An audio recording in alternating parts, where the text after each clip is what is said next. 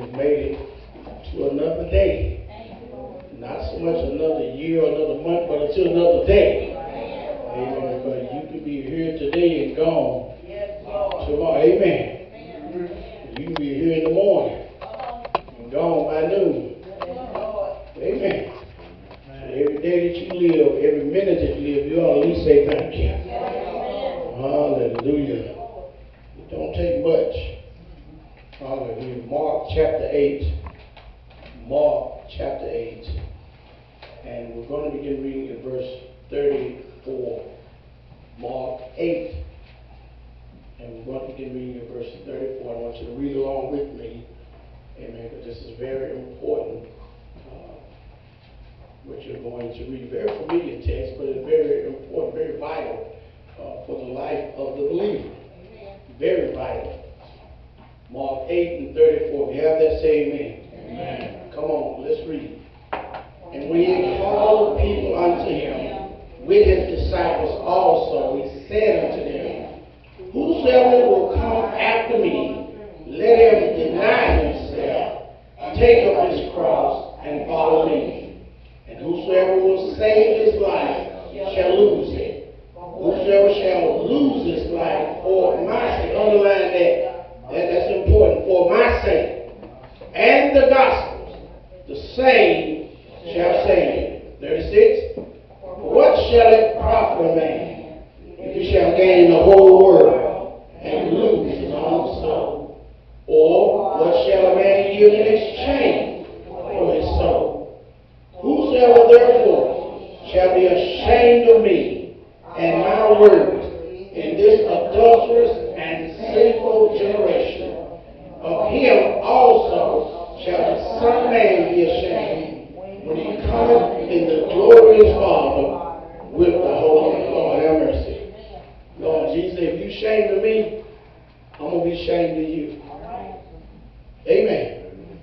So if you are one of those closet believers, you don't want nobody to know that you believe, he said, well, I'm going to be ashamed of you too.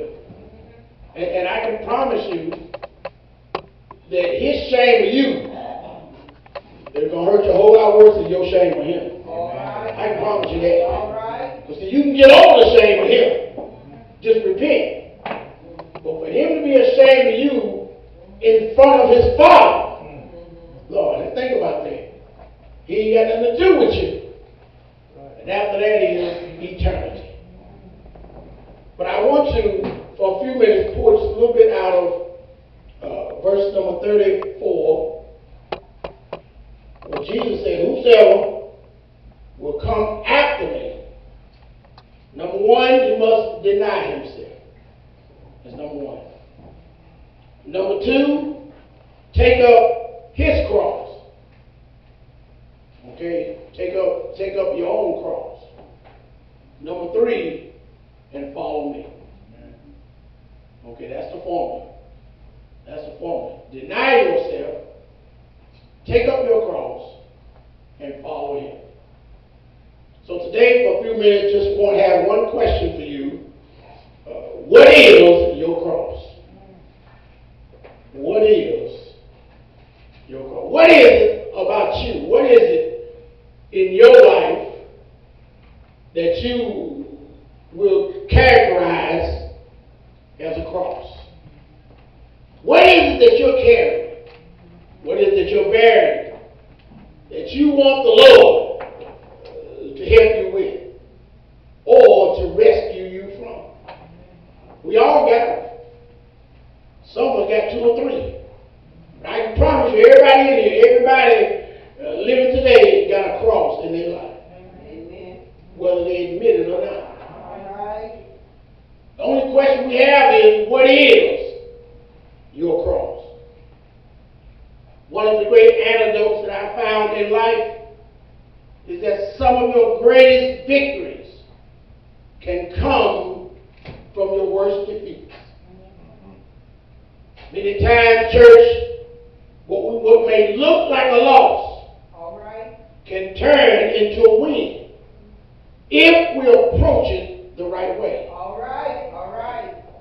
some of your most wonderful achievements can come out of very uncomfortable circumstances.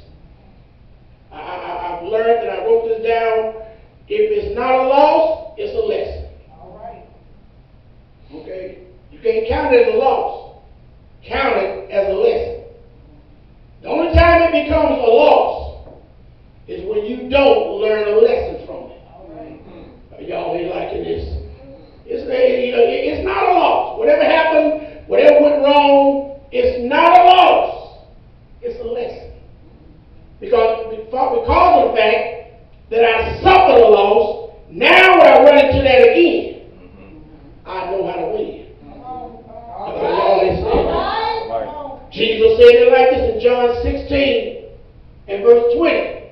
Verily, verily, I say unto you that you shall weep and lament, but the world shall rejoice. He's talking about at his death. He said, y'all going to cry, y'all going to lament, but the world shall rejoice, and you shall be sorrowful. But your sorrow shall be turned into joy. God help me in this place. And he used an example, he said, a woman, when she is in travail, giving birth, have sorrow because her hour is come. Oh, I'm sorry, Shannon. But as soon as she is delivered of that child, she remembers not her age. She's hurting and she's in pain and she wants it over with. She tell that man, I'll choke you right there where you is. But as soon as that child, as soon as that child, she done forgot about all the pain because of her child who was born into this world. There are certain levels, church, of ministry that can only be achieved through brokenness. But there are things that can come out of your brokenness that will never come out of being blessed. But it is through our brokenness that we are defined. All right. Because see, being blessed only defines you to man. Folks, oh, she got a nice car. He got a nice, I want me a car like that. But when you ain't got no car, and you still rejoicing. Y'all ain't saying nothing. When you ain't got the best house, but you still got praise on your lips. Help me in this place. Hallelujah. It is being broken that defines us to God and to ourselves. You know the story of Joseph, how Joseph was chosen by his father to be his favorite and gave him a coat of many colors. Now the coat of many colors represents a lot of things in our life. The coat of many colors can represent your new house.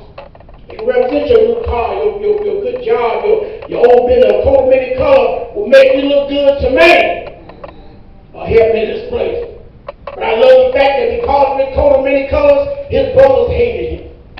The Bible said they despised him, and they ended up selling him into slavery. They sold him to the Ishmaelites. So when they took him to Egypt, the Bible said that he was bought by a man named Potiphar.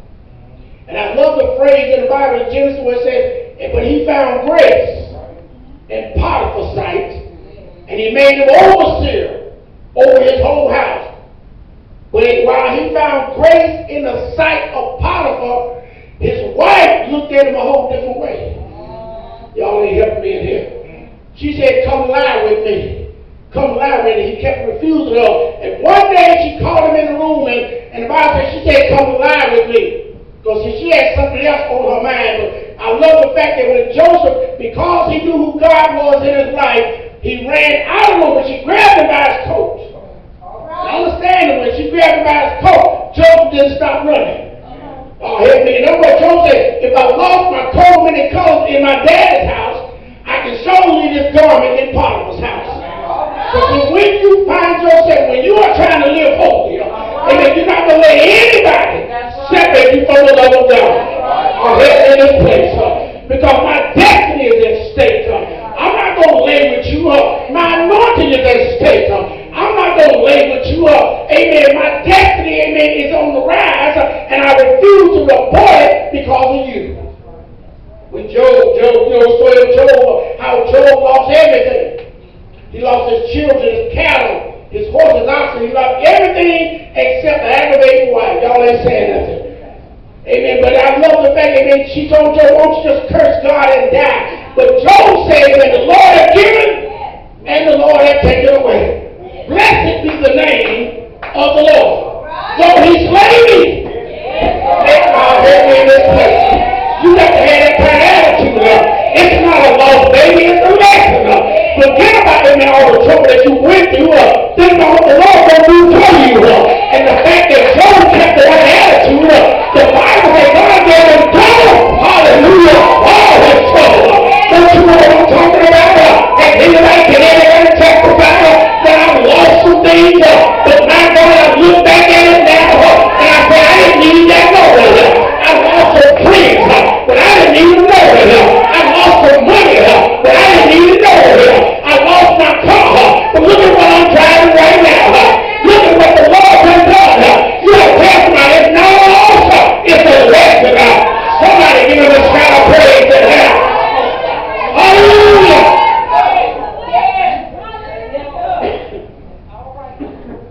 Understand that some of your greatest triumphs can come out of your darkest times. If you approach them with the right attitude, then it can spur you to some of your greatest victories. In 1920, when the United States outlawed alcohol, Joseph Kennedy, he kept producing it and he put it in warehouses. And he became a multi-millionaire because he understood, amen, that sooner or later they're going to pass that law. And I love this. During Prohibition, when Prohibition was law in the land, alcohol was not legal to possess or sell. Those who were still manufacturing it needed a way to transport their product. So they went out there and hired these men who had fast cars and were skilled drivers and knew how to get away from the police. That's how NASCAR started. Now NASCAR is a $1 billion industry. It came out of Prohibition. It came out, amen, of a defeat. But look at it now. And alcohol legal now, so don't, yeah. You can watch the race, but don't drink now. Y'all ain't saying that. In 1840, Dr. James Naismith had a group of kids at the YMCA, and they were bored. He had nothing for them to do. So Dr. Naismith took a peach basket, hung it up on a balcony, 10 feet in the air, gave him a rubber ball, told him, see who can throw it in there. That's how the NBA started. Look at it now. It's a multi-billion-dollar industry because of a defeat. But he approached it with the right attitude. Yeah. Some of your most wonderful achievements can come from your most uncomfortable circumstances. But the problem is that this new generation thinks that their hard times are because their Wi-Fi went out. That's a hard time for them. Their hard time because their car won't start. Because they got a flat tire, they just stand there and look at it. But they don't know how to change the tire. Yeah, their child got a low grade. They think that's the end of the world, but they think because they don't have 2 meats, 3 vegetables, and a choice of dessert, that's a hard time. But baby, you better get you some volume sausages and some crackers. Y'all ain't saying, y'all don't know nothing about that. Yeah. What is your cross? Here we find in Mark chapter 8, after telling his disciples about his impending death, Jesus told them about the cost of being a follower of his. Number 1, he said, deny yourself. And we, like Jesus, must seek God's will to submit our will to his will. In the Garden of Gethsemane, Jesus said, Lord, if it be your will, let this cup pass from me. Nevertheless, not my will, but thy will be done. That's denying yourself. You and I got to have that same attitude. Lord, I'm not trying to please myself. My whole life is to please you. Deny yourself. Number 2, Jesus said, take up your cross. Now this had to be a puzzling and offensive statement to those who heard it. But they knew what the cross represented. They knew that when the cross was used, those who carried the cross were considered to be criminals. It showed those who were watching the identity of one who had the authority, or in other words, if I stole Marquise's goats and they convicted me, then they're going to crucify me. They will have Marquise to make sure he will be there when I carry that cross. They made sure that they saw your punishment. The cross was the most painful and degrading form of capital punishment in the ancient world. And it is seen by the Jews when they saw you carrying a cross. When they knew you were going to be crucified on a cross, they knew that you were a cursed man. In Deuteronomy chapter 21, Deuteronomy 21 and 23, it bears it out. Deuteronomy 21:20, his body shall not remain all night upon the tree, but thou shalt in any wise bury him that day. For that is for he that is hanged is a curse of God. And that thy land be not defiled with the Lord thy God giveth thee for an inheritance. In other words, they wouldn't even bury you the same day, because it would curse the land. So when they crucified you, they'll make you hang there. And I love what Paul said in Galatians chapter 3, verse 13 and 14. Christ have redeemed us, hallelujah, from the curse of the law. He was being made a curse for us. For it is written, cursed is everyone who hangeth on the tree, that the blessing of Abraham might come on the Gentiles through Jesus Christ, that he might receive the promise of the Spirit through faith. The cross, church, became the means by which Jesus became the atoning sacrifice for the sins of all mankind. He established the cross as a primary figurative interpretation, as a call to complete surrender. When you give yourself to the cross, when you pick up your cross, when you deny yourself, take your cross, you're saying, Lord, I surrender all to you. I give my all to you. And when we learn to deny ourselves, when we decide to take up our cross, when we make up our mind to follow him on this journey, and we've given up all our self-interest, we've given all our attitude, we've given up all our fleshly desires and worldly ambitions, we find out that personal goals are all built around him. All right. That's why Jesus went on to say, what shall it profit a man if he gain the whole world and lose his soul? Then he had the second question, well, what shall a man give in exchange for his soul? I tell you today, church, this is a good time to implore what you and I know now about grace. For grace is when you can still function through your pleasures. You deny yourself. Grace has allowed me to be successful when I may not be succeeding. I've learned to take up my cross. Grace is the ability for God to work through our faults and our shortcomings, and he still allows me to follow him. Don't you remember when Mary was given the charge by the angel that the Holy Ghost shall overshadow thee, and the power of high shall come upon thee, and that holy thing that shall be in you shall be called the Son of God? When Mary knew that Joseph may not be receptive to the news, when he knew he had touched her himself, when Mary knew that her name may be on everyone's lips because of this impending scandal, Mary still took the task on herself when she said, be it unto me according to thy word. Many times God will allow trouble to come your way so that what he placed in you will come out of you before the foundation of the world. When we lose our lives by denying ourselves, when we lose our lives by taking up the cross, when we lose our lives by following him, You'll find out who you really are in life. All right. You'll come to understand that this is who I've been the whole time. I come to tell you this church, you got to learn how to deny myself. I've got to learn how to take up the cross and follow Jesus.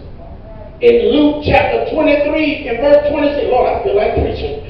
While when Simon was compelled by evil men, remember when Jesus was carrying the cross and he fell down, they pulled a man out of the crowd named Simon of Cyrene and told him to pick the cross up and carry it after Jesus.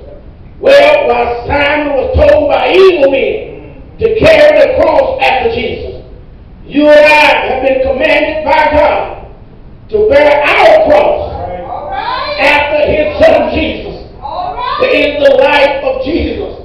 That is the mold and example or the blueprint that I must base my life on. It is the holiness of his life that you and I can point to when we need to be encouraged. Amen. We find ourselves in any kind of trouble. We find ourselves experiencing any kind of pain. It is the Lord Jesus Christ whose sinlessness has separated him from man through his life. But it is our sinfulness. Our sin separation begins at death and lasts throughout eternity. People don't know how to live free because they're too busy testifying about how I'm going through. But I come to tell you today, church, if you deny yourself, if you learn how to take up your cross, if you learn how to follow behind Jesus, people have gotten so used to being in bondage, they become functionally bound. They know how to sing and still be bound. They know how to teach and still be in bondage. They know how to usher, serve, and even preach, but still yet got trouble in their life. But yet they find themselves still following behind Jesus. The reason people are struggling is not because they're not saved today, church. They struggle because they have not renewed their minds.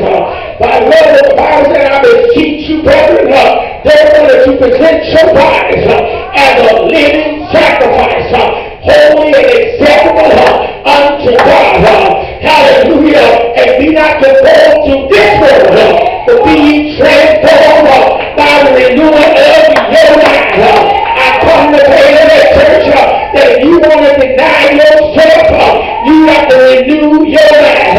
If you ever want to take off the cross, you better get your mind renewed. And if you ever want to be successful in following behind Jesus, you better get your mind renewed. I come to tell you today, church, that the church is in trouble, not because the Lord ain't real, not because Jesus didn't die, because they put talent before tangibles, they put ability before anointing, they put money before message, they put full builders before poor people, they put holiness before holiness, and sinfulness before sanctification. I come